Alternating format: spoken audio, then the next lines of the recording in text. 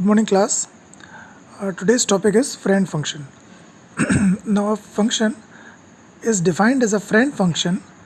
If a function is defined as a friend function of some class, then the private and protected data of that class can be accessed from that function.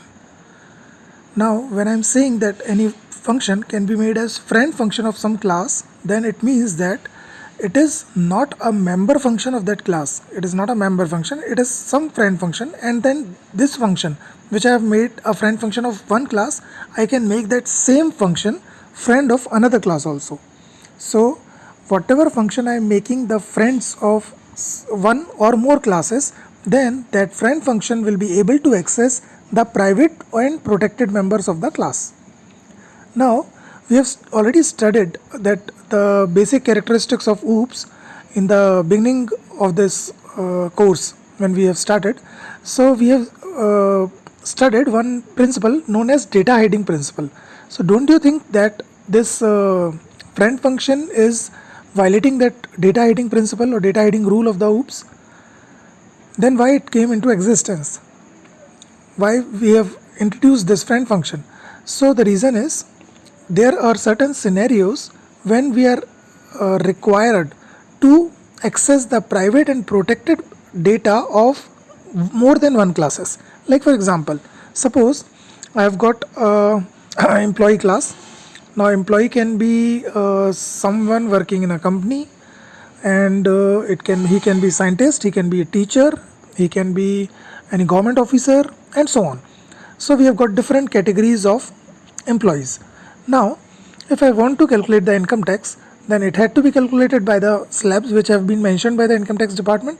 So, it will be applied for all, whether he is a scientist, whether he is a government officer, whether he is a teacher, whether he is a person who is working in the company, or so on. Doesn't matter. So, this is one common function.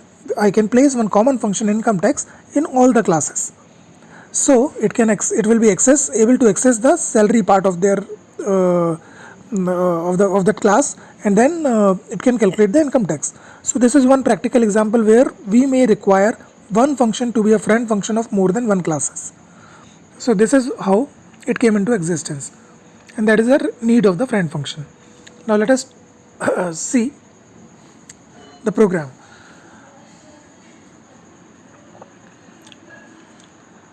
Okay, another property of the friend function is the declaration of friend function should be made inside the body of the class, starting with the keyword friend.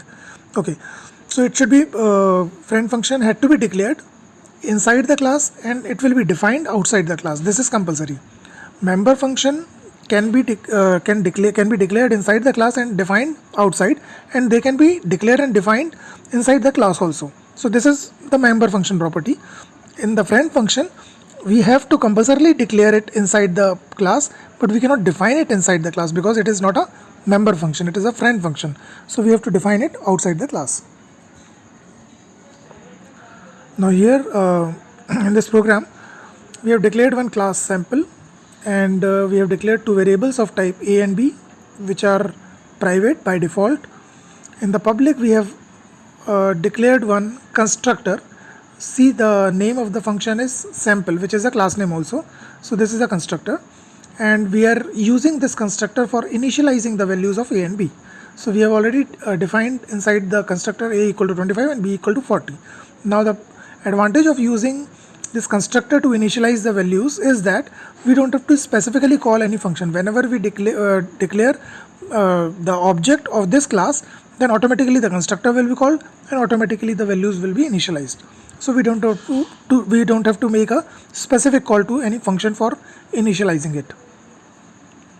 Now next, we have defined one function mean.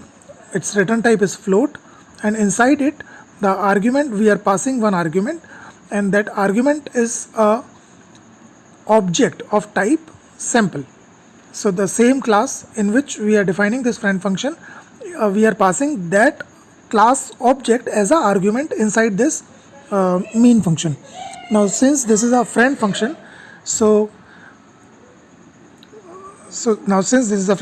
we have to proceed with the keyword friend in front of the declaration. Now after that we close the brackets, and we will define the this mean friend function outside the class. Here we don't require to write the friend keyword again. We simply write the return type, that is float, then the function name mean, and the argument sample type of s. Now inside it we have to calculate the mean of the two variables a and b. So inside that we have written s dot a. S is the object, and this object is passed as an argument inside this function. So whenever we want to access any private or public members of this particular class, then we can access them using the object name and dot operator. Since this mean function is the friend function of this class, therefore we are able to access the private members also inside this function, right? So s dot a plus s dot b will access this a equal to 25 and b equal to 40, and then we are dividing it by 2.0. After that you can see this one keyword float. It is known as typecasting because a and b are integer variables, so we want to convert this whole value into the float or decimal value. Therefore s dot a plus s dot b, and then the float will convert it into the decimal. After that it will divide by 2.0, so answer will be in the floating or decimal portion.